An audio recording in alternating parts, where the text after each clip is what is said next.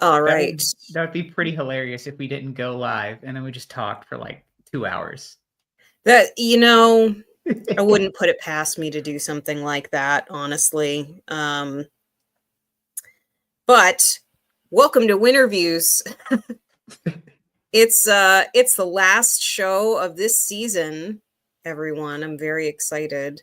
This Wow. was a long one. We had ooh, yeah, 11 guests, so it's pretty crazy. And we've culminated with the amazing Radar DeBoard Oh today. man.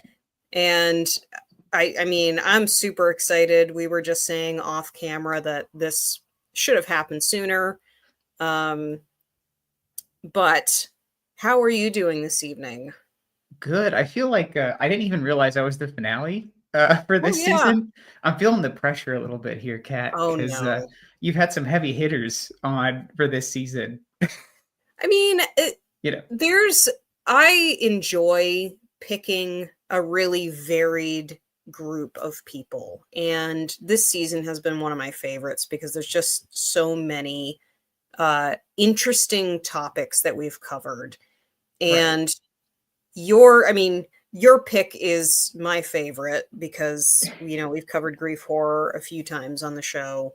And everybody always has a different take on it. So it's one of my favorite subjects, obviously. Right. So, first off, though, for those who may not be familiar with you and your work, would you mind just sort of giving us the lowdown? No, okay. Just on what I do in general, or Yeah, just you and maybe some of your books and you know. sure, yeah. Let's see. I started the whole writing thing back in 2019 and said, let's try to take this seriously. And I spent 3 years working on getting better at it because, if I'm being honest, I was bad. I was really bad in the beginning. Um, so thankfully I got better. I think. I think I got better. Uh, got my first stuff published in 2022. Uh, that those were fine books. They're not something I could like hang my hat on and go like, yeah, I'm proud of this. But they're good in their own right. Mhm. And then I would say, yeah, at the end of 2022, I started going down the path of like, what if I actually put some more substance behind my books, Mhm. and more about finding what's like more me, and Okay. finding my voice. And it's either grief or weird stuff or a combo of the two. Weird Um, stuff. weird Okay. stuff. It's So yeah, pretty general, but we'll dive into that, I'm sure. I'm sure we've got plenty of time to dive into that. We But yeah, do. so and I've definitely erred towards the shorter side of books. So when someone goes like, "Yeah, my book's near 90,000 words," I'm just boggled that someone can write that much because and like on one topic, I'm like, I can't do that. So all my books are short. We're Mhm. talking 20 to 40,000, maybe Okay. maybe 50, and that's and let's see, the past year self-published 3 books. Got newest book coming out on the Mhm. 20th, so pretty soon. Yep. uh then I know I well there's I guess I can't talk about it. There's a couple more books coming out over the course of the next year or so, but I can't say anything about them yet, so Yep. be prepared, y'all. Okay. All right. Um so I guess we'll start with the beginning here. Ooh, Let's Because you happen to be wearing a Goosebumps shirt. So I feel like yeah. you you may have read those books as a kid like many of us. Was that your introduction to the horror genre? I don't know if it was my big introduction. I know the thing that really got me going, which is such a weird, uh, kind of random thing, is Halloween 5: The Curse of Michael Myers. Okay. That yeah, it's not a good movie.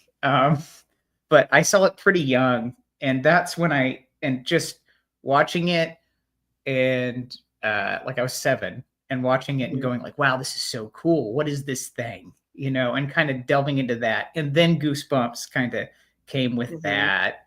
And Okay. just along with it, the incredible like drawings and what is it?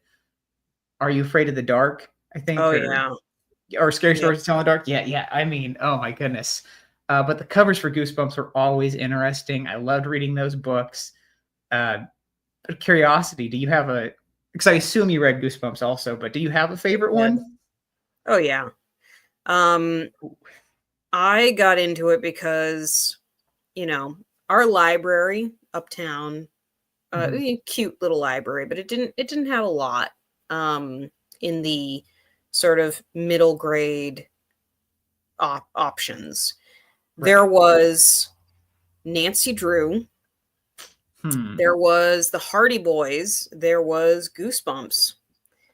Um, and to my mom's credit, she really tried to get me into Nancy Drew, and I enjoyed it kind of, but Tim, my brother, would get Goosebumps, and I was very interested in what he was getting. So I Right. sort of got a few out for myself, and my favorites are It Came From Beneath the Sink.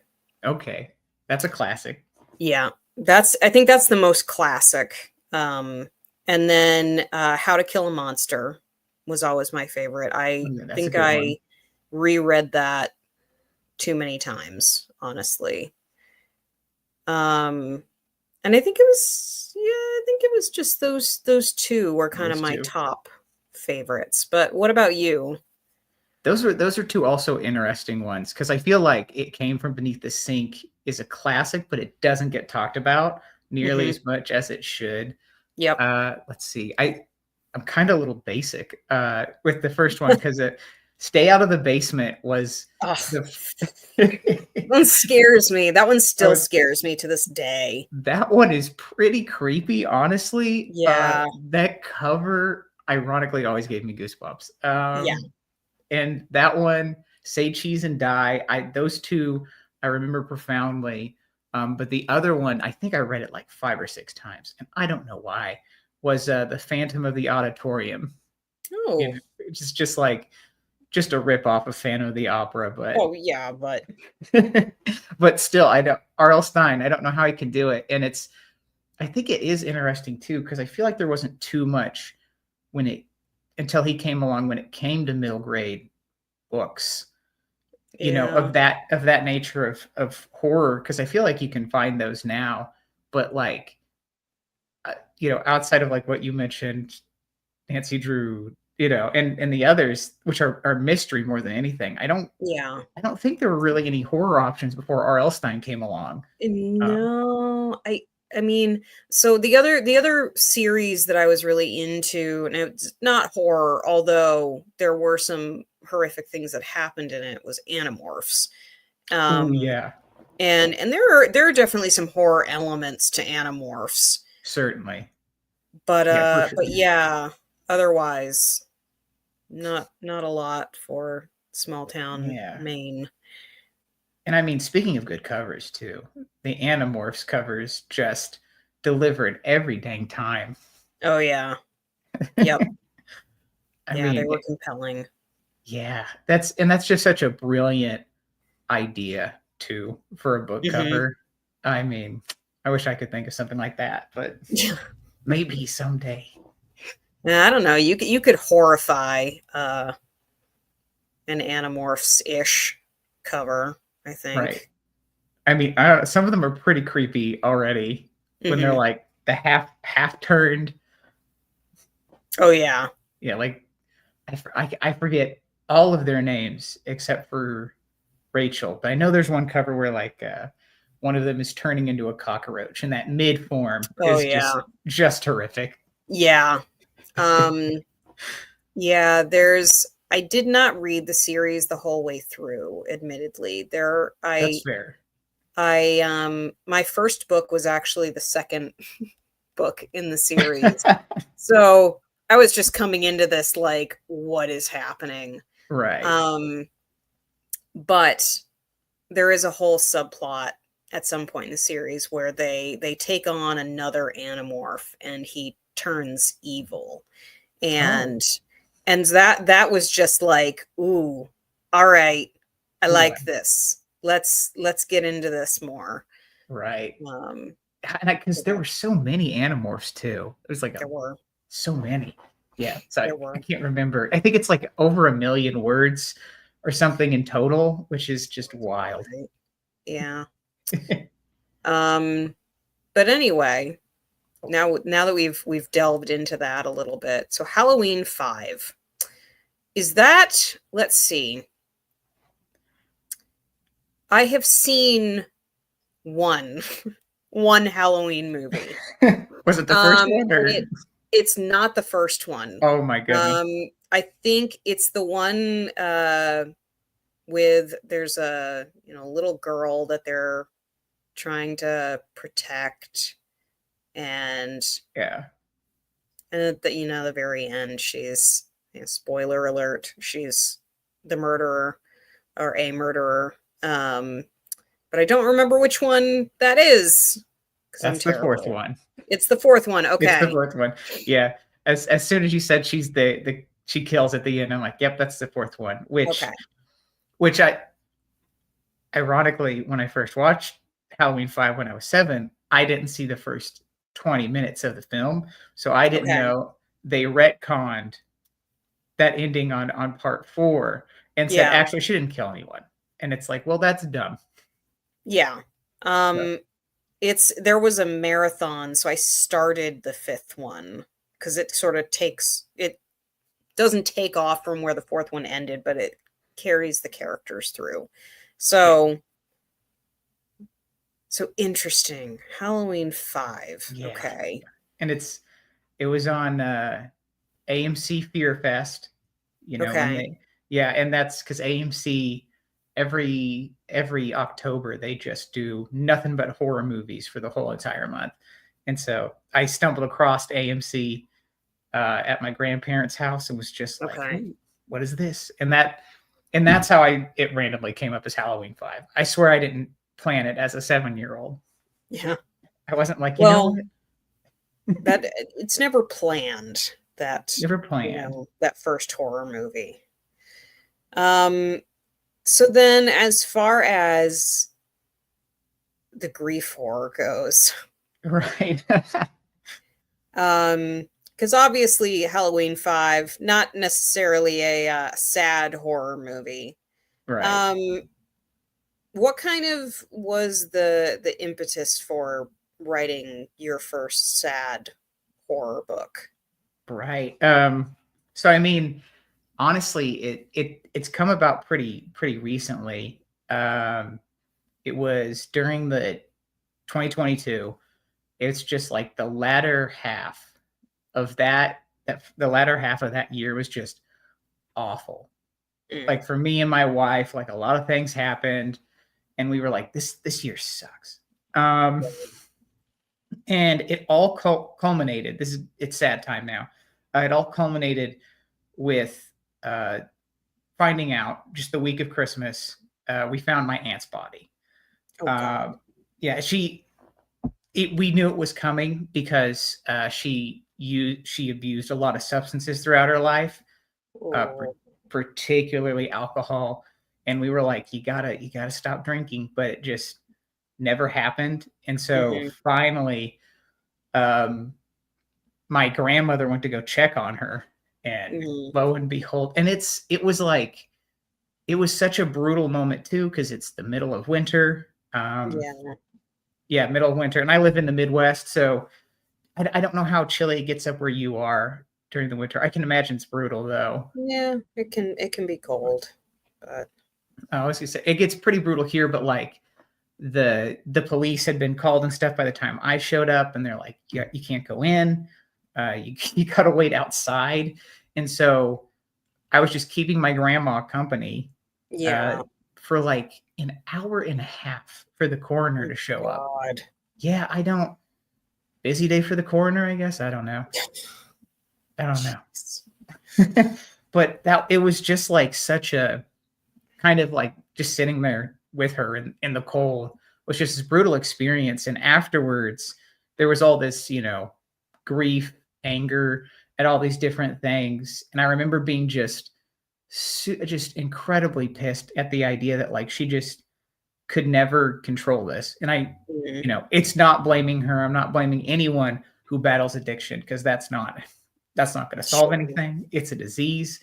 But it's a disease, but it's unexplainable. People don't understand why it happens. And so I just wanted there to be an explanation, something that could I could point at and go like,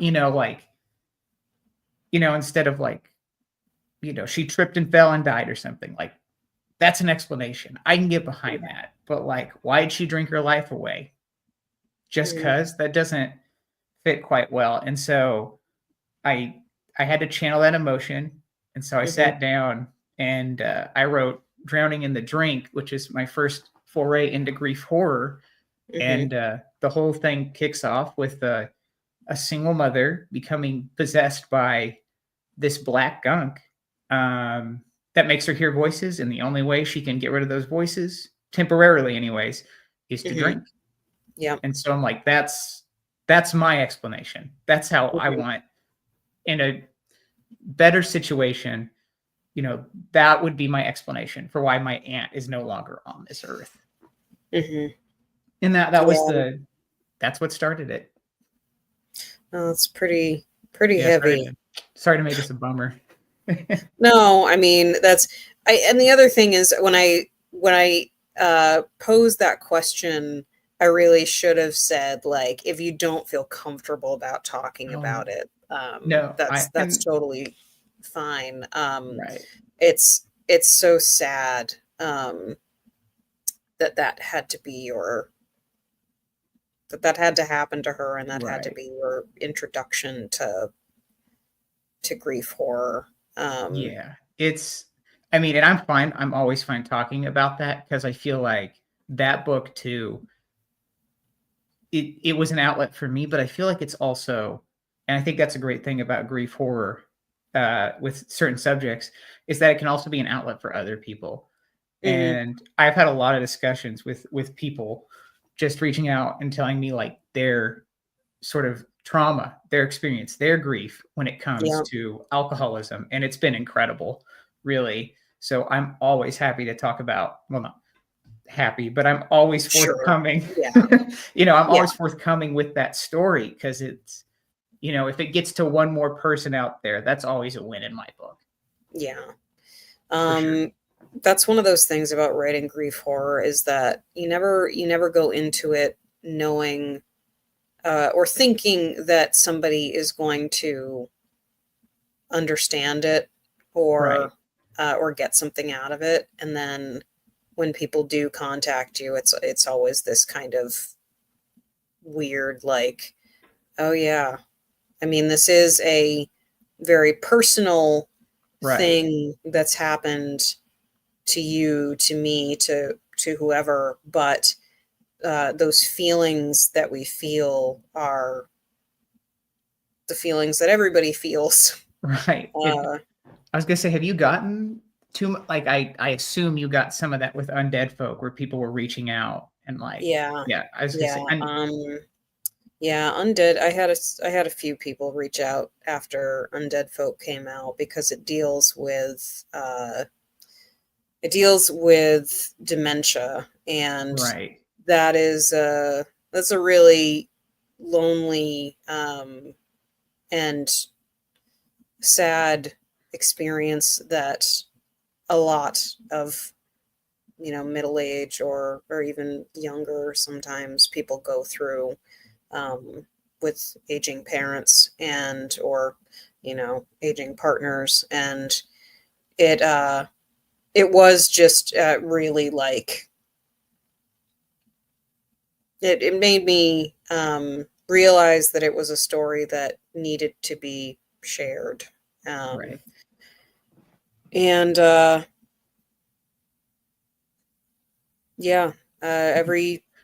feel like every time someone new reads it, there's just another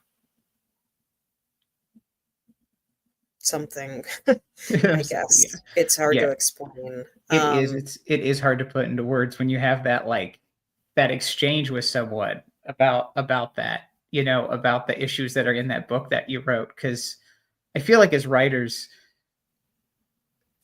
it's a weird kind of thing with grief horror. Like sometimes you might feel like I don't get enough recognition for some elements, but a lot of the time I feel like people are giving me way too much credit.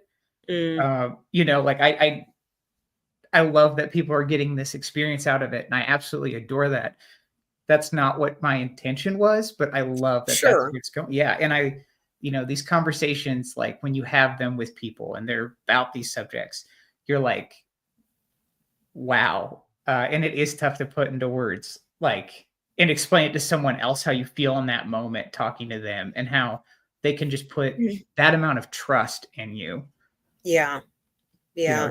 know, It's always a little weird because we do put a lot of ourselves on the page, a lot of our own feelings with grief, and then to to have somebody say that they understand it, to have somebody say like I felt the same things, is almost like you feel good about knowing that you're not the only one that's feeling those things, but at the same time it's like it's such a personal uh journey right, that it almost feels a little bit like I don't know if I really wanted somebody to like fully understand what right. I was going through, because then it doesn't feel so like private anymore, I guess.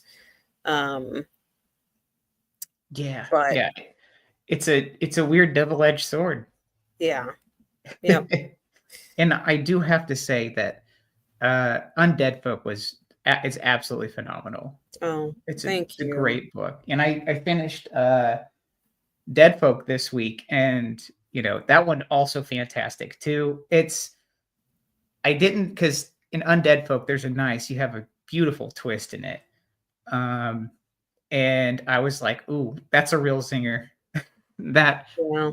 I was like, wow, and it did a fantastic job of playing off my typical expectations of like the typical family dynamics with that first book. And then you did it again in Dead Folk. You had a nice twist in there too that I was like, okay, well, I was like, I wasn't expecting you to nail it again, but you did.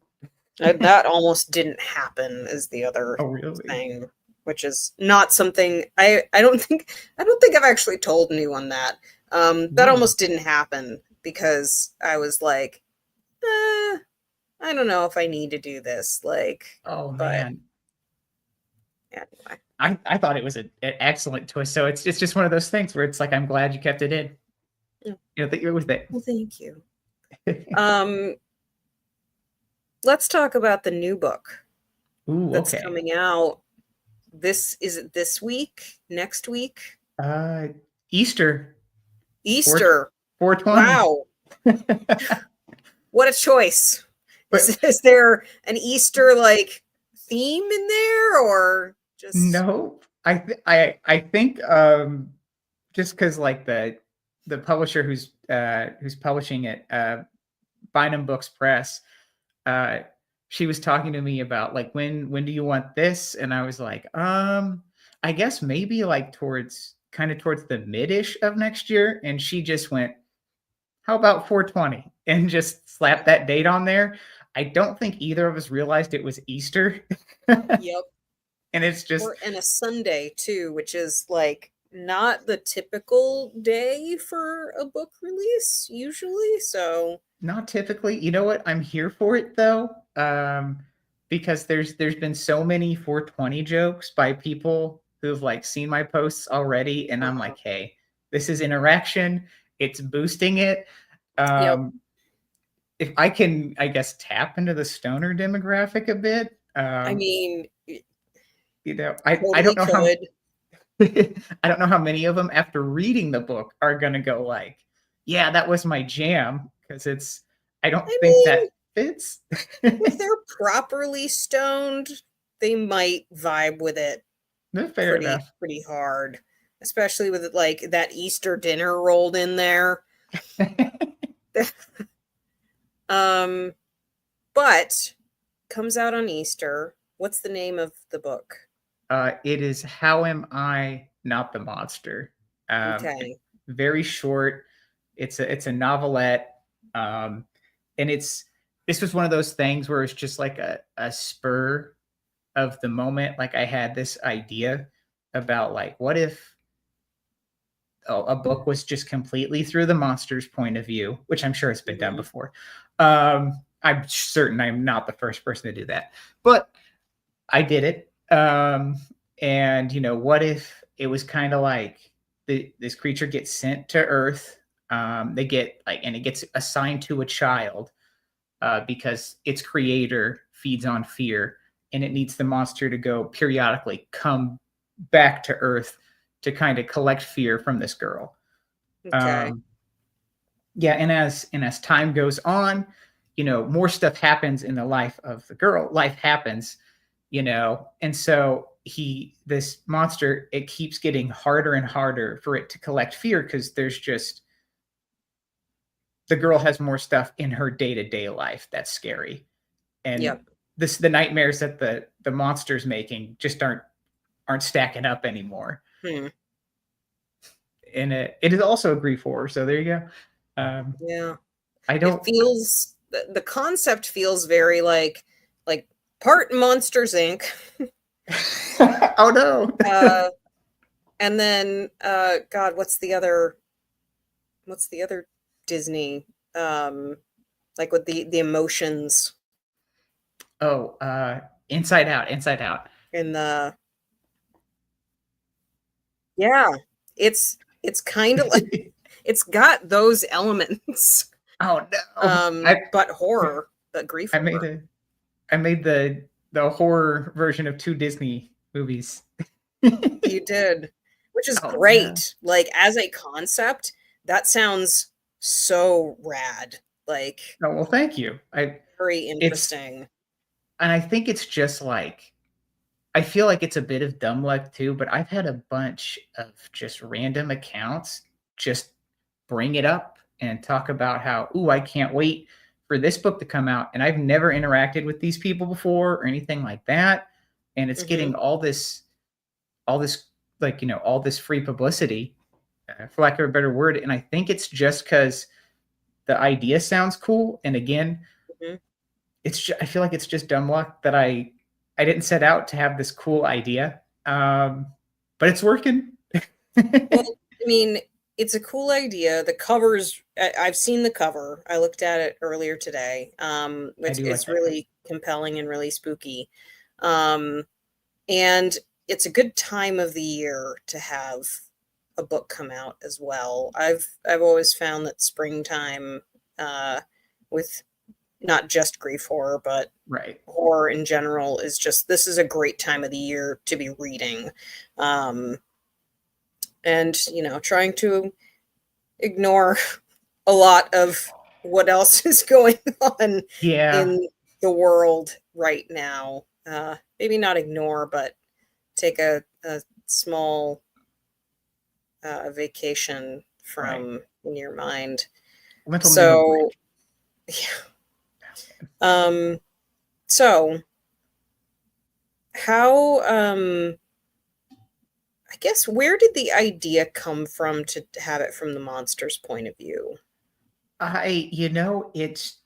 It just kind of happened where like, and I'm sure you've had these ideas and these instances where they just pop in your head. You don't know where it comes from. And that just happened for me that I was just like, you know what? I think it'd be cool to do this from the monster's point of view, which if anyone's, ever considered like what does Radar do for his writing process? Where does he come up with these ideas? It's just normally it pops into my head, and if I think it's a really cool idea, I'll just run with it. Hmm. Um, and that that has been my motto, and it's certainly picked up steam in the past like year. There's quite a few books that and a couple of them have already found their publishers. I Hmm. can't say anything about the release dates or anything, but they were just off ideas that I was like, that's a cool idea. I'm Yep. just going to write that.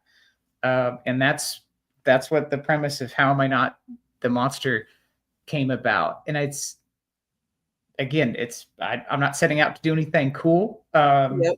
Besides, this sweet idea. I don't know how you feel about like that sort, if that happens to you, or if you've written a book solely off a random idea. Yeah. Usually I get inspired by typically something I've watched versus something Okay. I've read. But and then I've had ideas from dreams. I don't know if you've ever had that. No, I don't think I've ever had the pleasure. That would be nice though. Uh, Interesting. Um, Which one of your books was inspired by a dream, or is it just like stories? um, the one that I think of is the collection. We Okay, talked about this on Tom Reimer's episode because he gets a lot of his ideas from dreams. that's Um, wild. and I'm at the point where I think I used to remember them better Mhm. when I was younger. I don't remember them very well now. So I can't really, you know, pull anything Oh well, to, that's all right. yeah. But That's fair. And I mean, typically dreams like just fade the second you wake up too. So to hold on to one is kind of impressive, anyways. yep, yep. No, that's true. But yeah, I uh I kind of want to know more about your process That on is fair. writing this book. Um, Particularly because, you know, the last book was uh came from such a personal place for you. Um, and this one is, you know, sort of looking at grief through the eyes of a character that's typically seen as a villain, we would Right. say. Um, so just, you know, I kind of want to hear about how you decided to portray grief in this story without giving us any crazy Right. Okay. spoilers or anything. I'll just ruin the whole book here. No. Oops. So I mean, and when I did kind of sell myself short when I said this is just this cool idea, I'm gonna run with it as my writing style, because since that first grief horror book, Drowning in the Drink, um, I've learned that, like, one, it makes for a more compelling story, but two, it comes out a lot easier for me, is that if I add little bits of grief into all of my stories, and with like the characters, and it really fleshes them out and makes them whole, and these like flaws that come around them. And that's in it I really leaned into that, not intentionally, with How Am I Not the Monster. Hmm. But I love Hellraiser. Mm, um, and I love Pinhead in that. Pinhead's just so cool, but being like this sort of neutral kind of thing, but that is monstrous in of itself, but it's kind of neutral. hmm. um and having something like that, I love that idea of neutrality. So that's how I wanted to baseline this monster. Hmm. uh and it's just kind of doing its job. It does take pleasure in its job, Yep. but it's not like doing anything malicious per Yeah. se. Yep. And I was trying to, like, all these different instances where it comes back to earth, and this little girl is growing up. Hmm. There were these. I was like, well, what's something that could happen to her that kind of makes it harder for the creature to do its thing. Um, and I thought about just like some stuff that happened to me when I was, you know, Hmm. because I'm at a young enough age where when the Great Recession happened, that really hit my family hard, and I was in middle school when that happened. Um, And I kind of wrote a little bit of that in there, just dealing with poverty and that sort of Yeah. element of it. And then just other aspects of like, just, kind of domestic issues and Mhm. just burnout, really in general, burnout, which is something I've had to deal with. And it feels like too, it happens a lot where it happened with me anyways, where you get to the high school / college age and just um, the, at least in the American school systems, they don't do that great of a job of preparing you for the real world. No. And it's like a rude awakening. Like the second you hit 18, it's like, good luck, sucker. And like, and that is a brutal moment too. That's a brutal couple of years and just trying to find yourself. So a little bit of that got thrown in there too. Of Yeah. that feeling of like, yeah, life can truly just at that age, it can truly just chew you up and spit you out. And some people just don't come back from that time. They get burnt out and they just stick with something that's they could do better. They could become something more, but they're just life has kicked them Yeah. to They're oblivion. just surviving. Yeah, Yeah. yeah, thank you. Yeah, they're just surviving, and it's like this will probably be it until they drop dead of natural causes or something horrible happens to them. And that kind of comes in there. That's a little bit in there too. And it's again, this is not a large book, but I somehow managed to cram a good amount of subjects in there. Mhm. So I guess I'm proud of that. You know what? Yeah. Yeah, as you should be. Sounds like the perfect read for Easter. Uh, celebrate Jesus's resurrection, eat a bunch of food, get baked, and then get sad with my book. Come yep. Yep. on. But How long is it? Is it like 20, is this one 20,000 or? oh, yeah, it's a lot shorter. I would say Okay. it's a little over 7,500 words, so very Oh short. man. Yeah, very short. Wow. Tiny book. Okay. All Yeah, right. It's a quick one. it's a quick All one. right. It's like an hour and you're good to go, which that's probably and again, I am so happy that Bynum Book Press said, yeah, we'll publish it. Because like publishers don't normally they're not going for something that small. No. I mean Yeah. that's awesome though. Yeah, it's fantastic. And like it's so again, it's so small and it feels like just based on economies of scale or what have you, it might be difficult to go out and make a profit on it, but I'm so glad they took a shot on it. And it's one of those things where I never expected a publisher to ever take it. I thought I was going to have to self-publish it. Hmm. But a friend of mine said, hey, here's this press, throw something their way. She's like, they're a pretty cool press. And I was just like, what the hell am I going to send to them? Yeah.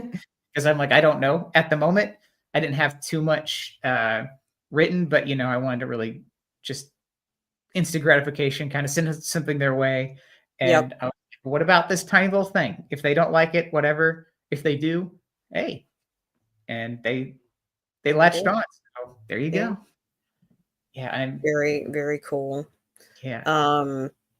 And you can currently pre-order it, right? That's a choice that our It's a choice. audience can jump on. Indeed. I don't are you familiar with Godless by I chance? am. Okay, yeah. So it'll also be available on Godless on the 20th. I feel like I want to steer people more towards Godless just because it's more like it feels like a more like-minded space for Hmm. horror lovers. Yeah. Anyways, um, I also get a little more of the royalties. So Oh, well, see, there you go. Um, so Godless, for those you don't know, it's a horror platform, very similar to Amazon or Barnes and Noble or whatever, that does ebooks, and I've never put anything on it, so I always just kind of assumed that it was catered more towards splatterpunk um, or maybe extreme horror. I didn't know um, what really Right. The sort what of, you could have on there, so I just haven't ever looked at it, but um you know, now that you mention it, I think I'm really gonna look like a fish out of water with this book on Godless because I'm looking through I'm like thinking of every single book I've ever seen on Godless, and they are all extreme or splatterpunk books. well, the other thing though is that, like, that's if anything, there's probably more to Godless than Right. just those. I'm sure that there are other options on there, and that's not to say anything against extreme horror or Right. No. splatterpunk. They are phenomenal genres. They're not necessarily my cup of tea. Particularly the extreme horror isn't, Fair. um, but they are very, very popular genres right now, and definitely something that a lot of people like. But having some grief horror on there, not bad. Not Um, bad. you know, And dang it, certainly. we can both attest to it. Grief horror is a very popular subgenre right now. Mhm. Yep. Yeah. I mean, Um, Undead Folk did amazing numbers. So I would say amazing numbers. So I mean, and I'm sure the other two in that trilogy are doing pretty good too. But any what who was the who was the author that had that like a grief horror section just set up on an end cap at her bookstore? I can't remember. Cassandra Celia, I Thank you. believe. Yeah, so I Yes. mean, so there's end caps of grief horror popping up Mhm. in places, and it's such a I feel like it's such a good subgenre too to like just everyone has these emotions, you know. Mhm. It's I feel like, and again, we're not dissing on splatterpunk or extreme. The situations in those probably don't. I hope no one finds themselves in those situations. And there might not be as relatable, but I feel like with grief horror, you it's much easier to relate to it or draw some comparison to like your own life from it. And I think maybe that's why people are starting to gravitate towards that subgenre. Yeah, I mean, we just recently, um, and by we, I mean me, there was, AuthorCon was a week and a half ago, and that was in Williamsburg, and there was a panel on grief horror at that show. Um, Oh, who was on that it? Todd Kiesling was on it, Laurel He's Hightower, Red oh yeah, Legault, yeah. um, William Gray, and Dorian Sinnott, Oh, who that's a great else? lineup. That's a great lineup. Chris DeLeo, and then me. So Yeah. it was a pretty big panel. But what I really liked about that panel was there was a question at one point about that somebody asked about, like, if you want to write a grief horror, how do you go about it? And it really dawned on me then that it's like, it really, you shouldn't, I don't think you should go into a project wanting to write a grief horror project. Right. Like, it really should be something that is uh from you. It's natural. If it happens to radiate as a grief horror at the end, then that feels like it's more genuine versus the idea of, I wrote this to make somebody sad. Right. I feel like you could probably be a little forced to if you're actively trying to do it. Yeah. Yeah. And I mean, yeah, that's something with those two books that we've already talked about, but other ones, more recent ones where I've put that more emotional element into a character, it's been a genuine flow. It's just come out during the process. Hmm. And I couldn't imagine how I just don't think it would be good if I tried to force that out onto the page. Yeah. Yeah. Yeah. Ironically, I was just listening to an audiobook, nonfiction Oh, audiobook, okay. completely different subject. But there was a reference to, uh, somebody trying to force something. Mhm. It was actually a chef who was trying to force like uh, this dish, and it was just very complicated and overthought, and came out as being really confusing, and um, how that creativity sort of spans across different types of Oh, interesting. things. Right. And so that I yeah, that just made me think of that. I was Wow, listening to that interesting. literally 20 minutes ago. Not 20, 40, if it was 50 minutes ago, because it was before we started recording. You're like, "I Um, gotta give myself some leeway." yeah. Yeah, and I mean, I feel like too that, that grief horror in of itself, I feel like that's probably the hardest one to, like, force your way through it, but I think that's also how a lot of creative types get tripped up for a hot minute, is Hmm. because they have something that is successful. They have something that gets them success, and they have this pressure, and they're like, "Oh no, I have to follow this up," and then they're like kind of forcing it out there. Yeah. And yeah, something that's just raw, emotional, like grief horror. Like we've talked, it has to be done naturally. Yeah. And if Yeah. you, yeah, and if you try to like replicate it just unnaturally, you get a weird mash. Yeah. That's why, like, this year in particular, I'm really glad that some of the heavy hitters in traumatic horror, who have written things in the past, like Nat Cassidy, Mhm. and Clay, they've both come out with non-grief horror things very recently, or one is about to come out very recently, um, Right. that have done very, very well. Um, and and it's because they don't want to necessarily identify themselves as grief horror authors. um they'll write that genre when it works, um Right.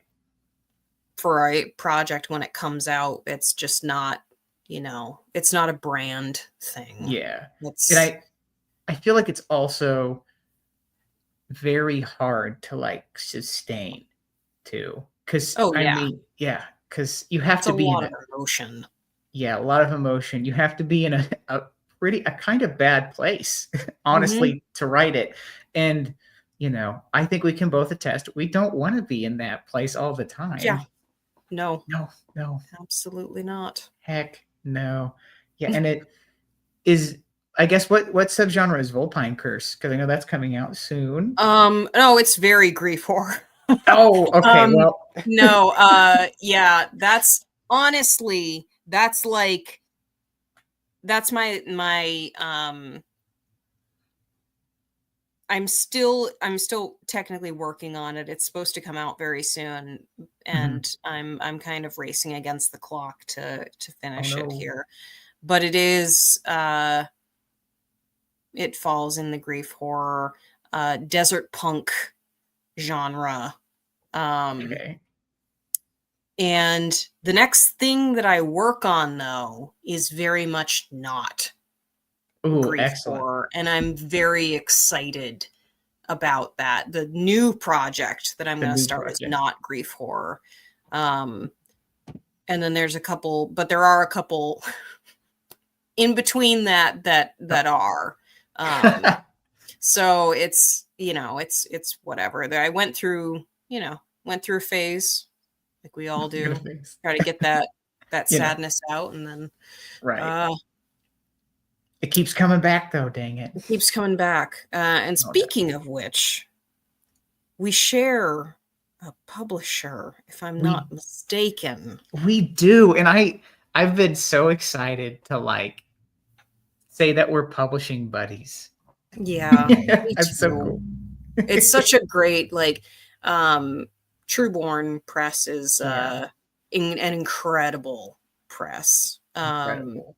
Christina does an amazing job Oh with yeah, her thoughtfulness and attention to detail on the books that she puts out, and has an incredible lineup of authors. Already published 3 yeah, amazing authors and 1 amazing anthology, and the lineup for the rest of 2025, possibly 2026 as well, is already looking to be pretty stellar, if I do say so myself. I was. Um, Did she officially announce the lineup? I don't know if she did.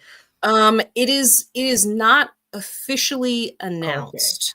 I believe that, and I understand why she's not doing that, because as a single creator Yes. Yeah. doing this company, you have to pace yourself, and being able to juggle projects uh is difficult. That's Right.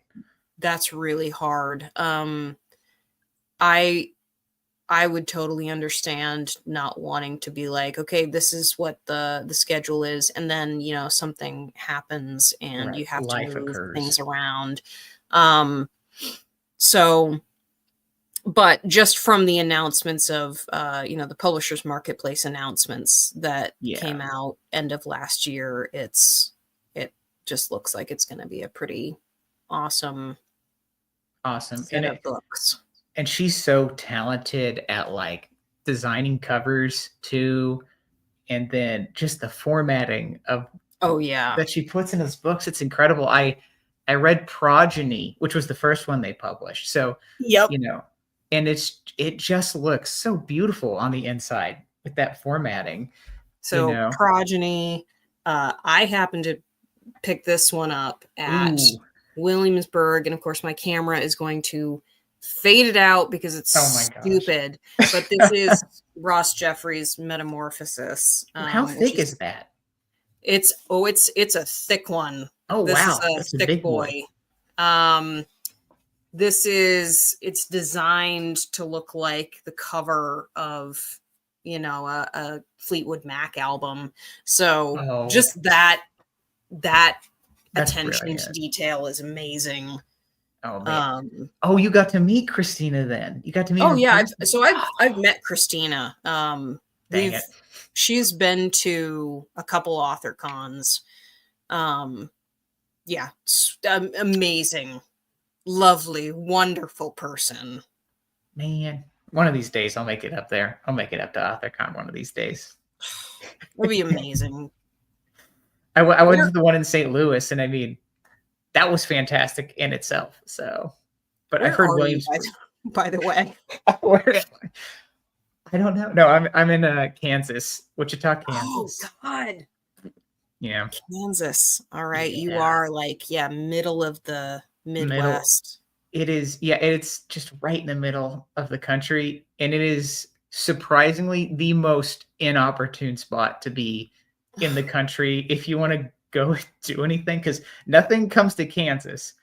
And like the big events, they're all happening in various other states, and like it's just because all the states, and you live on the East Coast, so it's a heck of a lot different with the states. But like, on the East Coast, if you say, oh, that's 2 3 states away, that's like a 3 or 4 hour drive.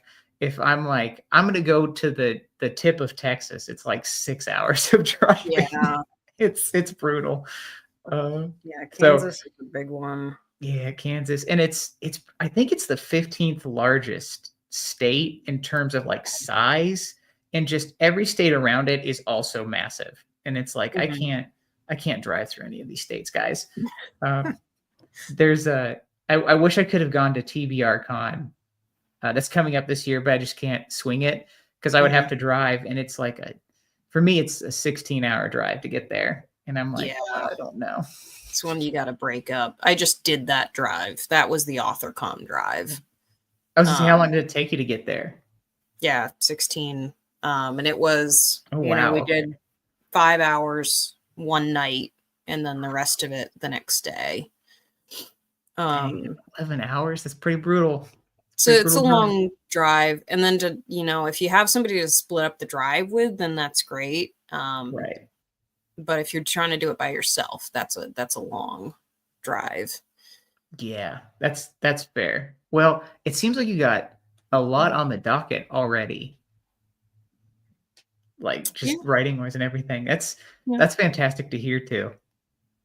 I mean, I was going to say the same about you because I Okay. feel like you have a book coming out. Like, I feel like I see you have books coming out or stories coming out constantly. Oh, really? And that Okay. Well, is like, that work ethic is amazing to me. I didn't realize, like, to me it's so funny because to me it feels like I'm just not releasing anything. So I am constantly just my lizard brain is going, you gotta get something out, dude. What are you doing? It's I like because I like honestly in December I was like, God, a book's not coming out until April. People are gonna forget I exist. It's God, as somebody who last year, like, Mhm. I did not have any plans to put out any books, and then I put out 3 books. Right, which is a lot in a That year. was awful. Like, Oh, that no. was awful. Um, while also planning an anthology in the background. Right, Like, yeah. I as thrilling as it was, at the end to be like, "Yeah, I did this," and it was, I put out these books and I'm proud of them. I do not wanna do that again. That is definitely fair. It's because I'm as you may have noticed me talk about it, I said that publishers have picked up a lot of my books. There's a Mhm. reason I'm not doing too much self-publishing because 'cause I've learned that is tough. Yeah. It's tough, and it is so much easier to just let the publisher worry about all the little details and stuff, and then you're just like, yeah, I have to focus on marketing, and we Yep. none of us know what we're doing there, but Yeah. It's so hit or miss as it far it as marketing goes. it really is. I'm curious, did you? Because and again, I'll like because I feel like I truly am impressed by Undead Folk and the story, the cover, uh, like the reception people have been giving it. Did you notice that with your marketing at all for it leading up to it, or did it just kind of come afterwards? Um, so I think one of the strengths that that book had was the cover. That cover's great too. Um, it like and I would say that's a lot of luck. The cover for that was something that I worked on over the course of a few days. It took Okay. stock images and played around in Adobe Photoshop, or Adobe Photo Elements, excuse me. Well, it worked. Um, and and then put it out there, and it got this amazing reception that I was not prepared for. Mhm. Um, so I hadn't written the book at that point. I put the Oh, cover out and I'm like, really? yeah, I'm gonna have this book out in a few months with the intention of writing something very short. Um, and and then I wrote it and I had enough time to send it to a few people to read it, um, and have it blurbed. And the idea was to have early copies at AuthorCon to sell, like special Right. edition copies to sell, and then a whole month before the actual day of publication. So I was lucky that I had an event that I could Right. sell early copies at. I was lucky that I had people who blurbed it who were amazing. Ross Jeffrey Right. blurbed, Candace Nola blurbed, and Red Legault blurbed. And thank you to them because that was Yeah, that's amazing. and again, heavy hitters you got there. Heavy hitters. Yeah. And then I had another event like immediately after Oh man. publication. So and then I'll throw in it released on May 1st, which is Beltane. And then June was Pride Month and Right. Father's Day. And Oh yeah. so I had all Perfect. these things that I could market it with.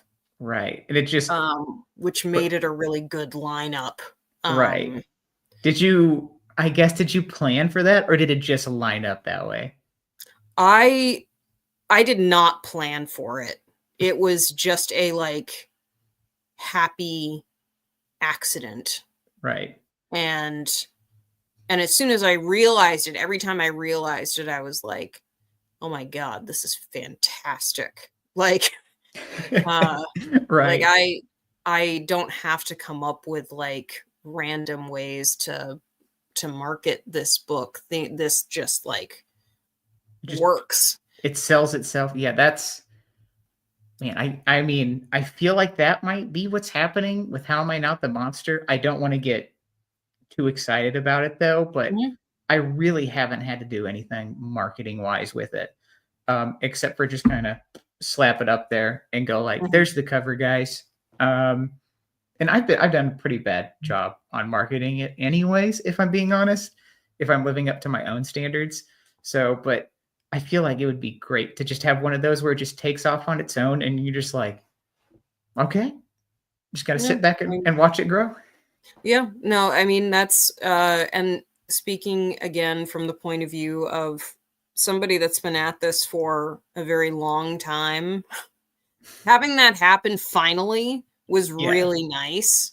Um, but I didn't expect it to happen. That Right. was book number 13.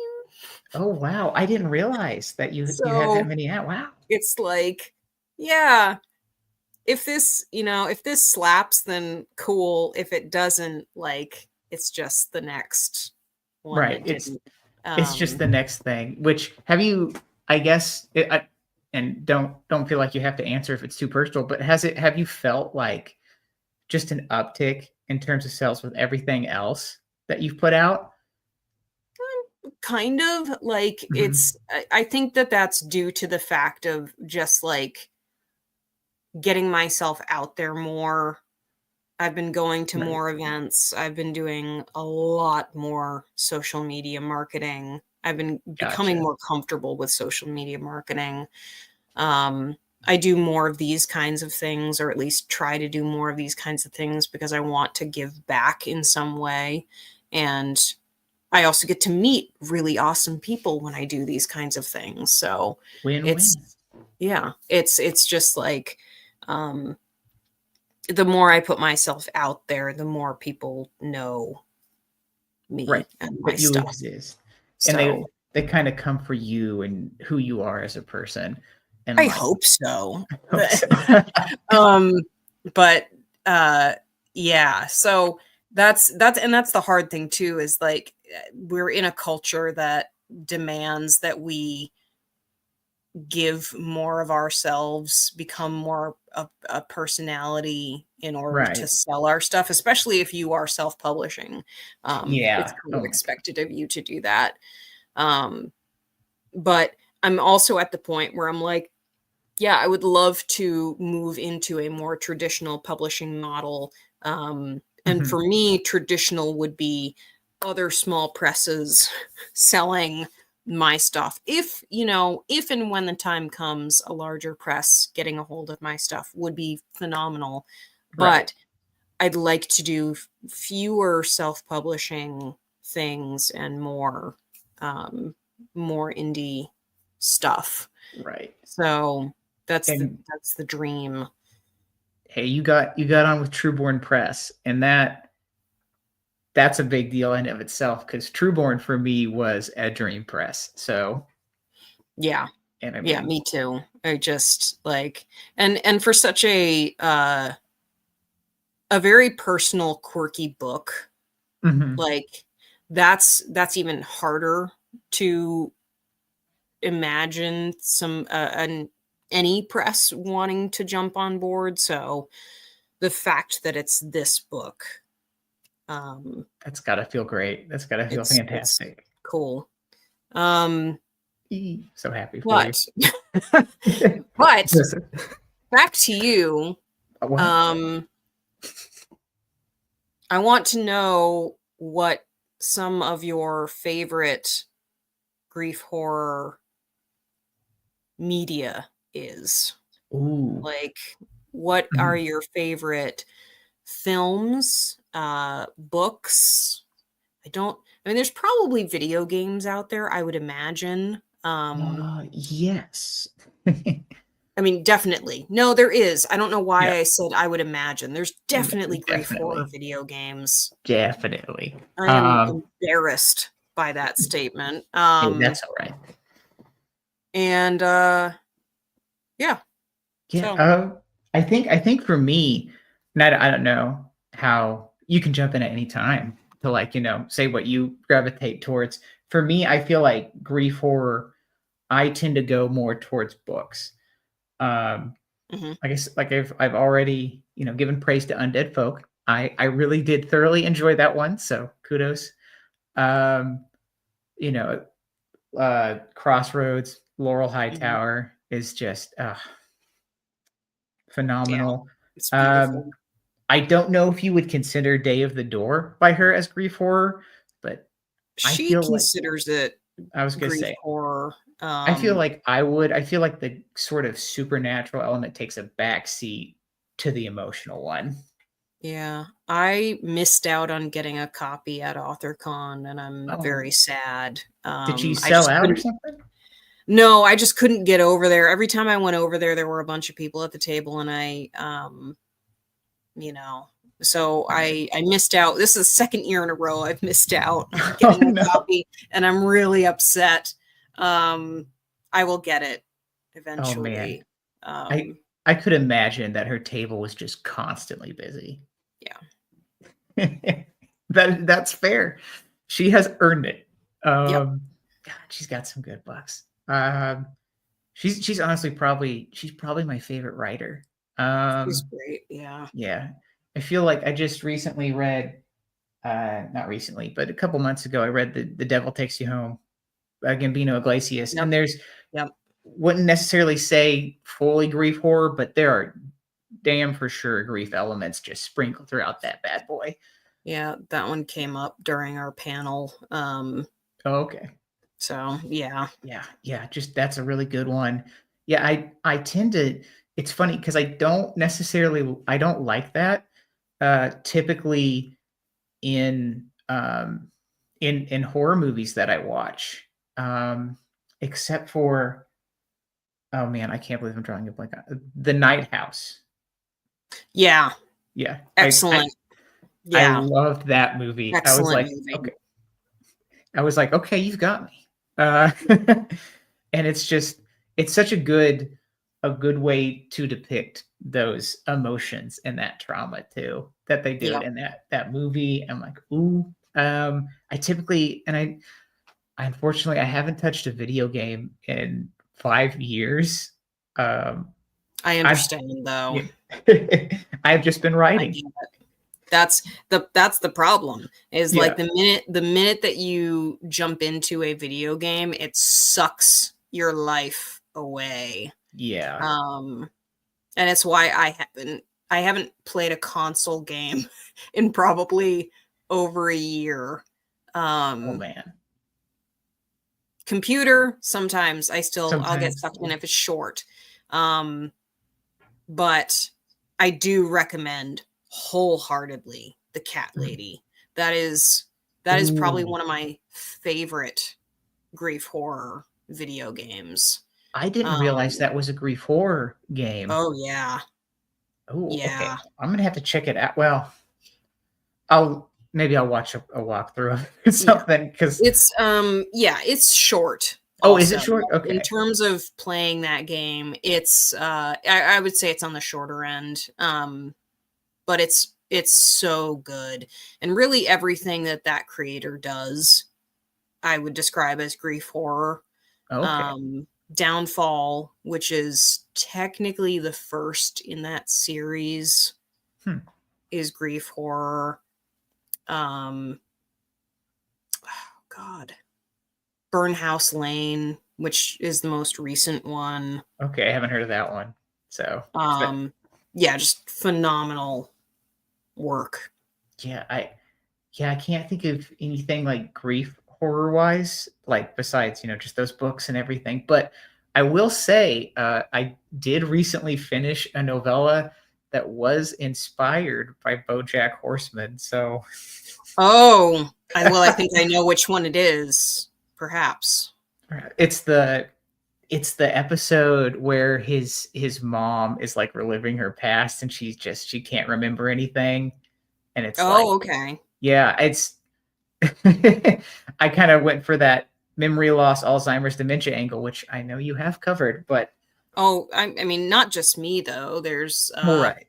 let's see, who's the other heavy hitter here. The book Uh-oh. that's coming out very soon would be Oh, The Masterful. You can sort of read it, it's blurred. The Masterful Todd Kiesling with the okay. Sundowners Dance. Oh Um, yeah, that's right. That's coming out this that month too. that is supremely grief horror, cosmic horror, and definitely covers the same subject. Yeah, it's so randomly. So that gave me inspiration randomly. But that's not grief horror. Though Okay. I mean, based on some of the stuff BoJack does, you could maybe Yeah, make the argument. there's some.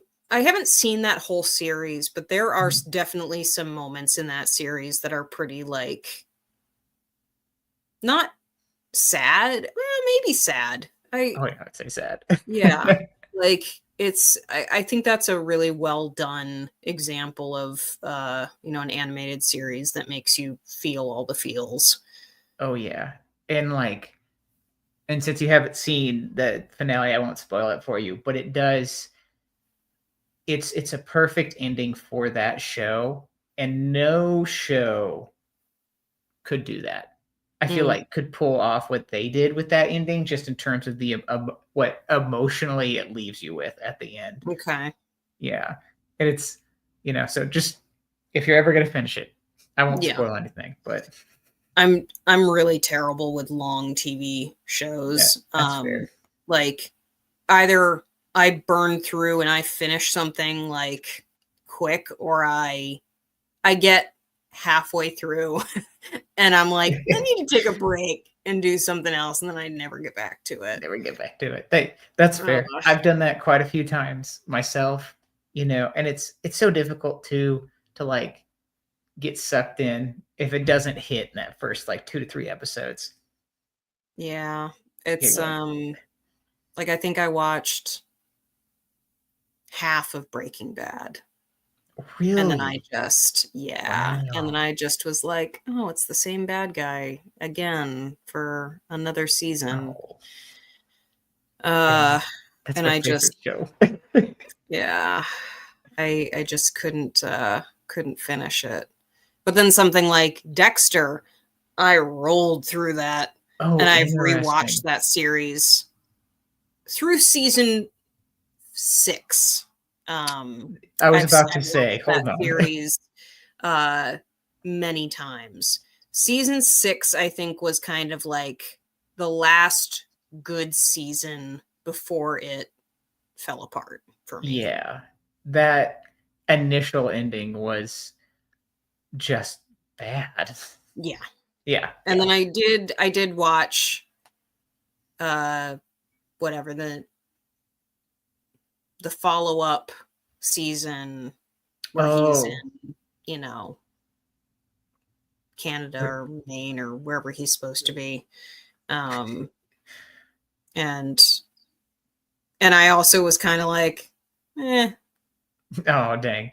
I feel like that series finale, that initial series finale is just a perfect example for people to follow if you're like, am I rushing my book?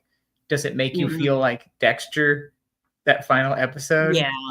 I think that final season just, Well, yeah. yeah, they went way too fast with Yep. that. You Yep. know, what can you do? I probably couldn't write all that anyway, so kudos to That's a those lot. writers. Yeah, but not for me. Um, my last question for the night, Ooh, okay. is, you know, we've obviously got more coming from you later in the year. And the stuff that you are currently working on, is there more grief horror coming, or are you kind of moving on to other things? Right. That's a good question, honestly.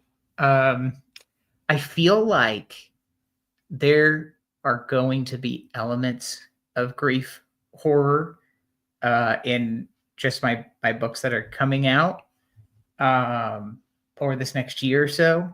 Of the stuff that I've recently like, the thing that I'm currently working on, I'm actually kind of going between two books now. Um, there's not really too much of a grief horror element. Okay. There's more. I don't know if I want to say. I don't know what to call it. Uh, Political rage, perhaps, maybe Okay. filtering in there a bit, just So there's because. going to be a lot of that. Yeah, I'm sure there'll be a lot of people writing that. But I feel like I gotta tap into that. I'm feeling it. I've been listening to a lot of Rage Against the Machine. Oh, Um, nice. Awesome. All right. yeah, they always hit. I'll tell you what, they Mhm. always hit.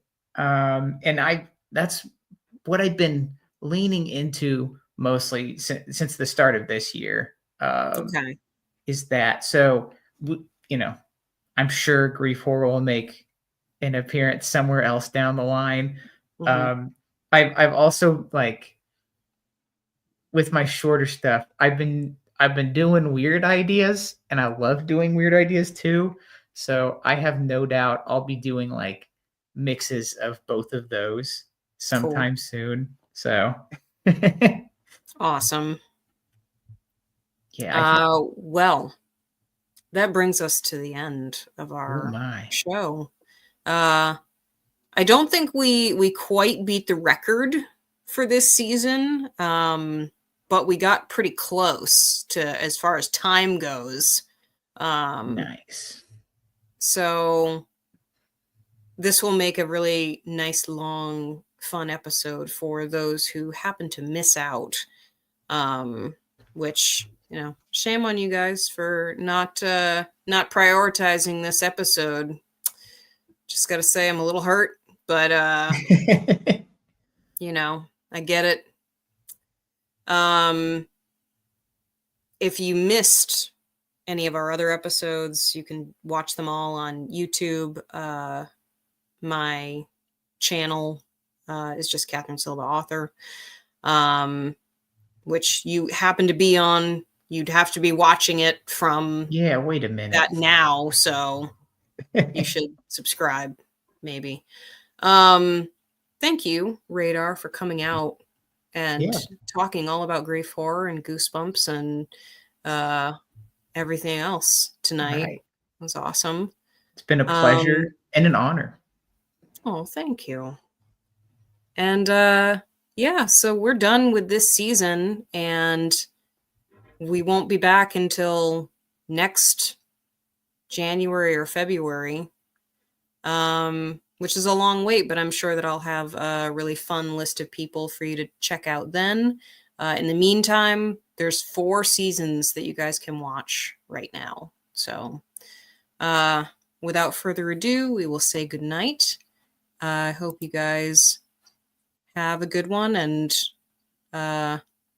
enjoy some grief horror with Radar's new book coming out soon. Come on, guys. It's time to feel sad.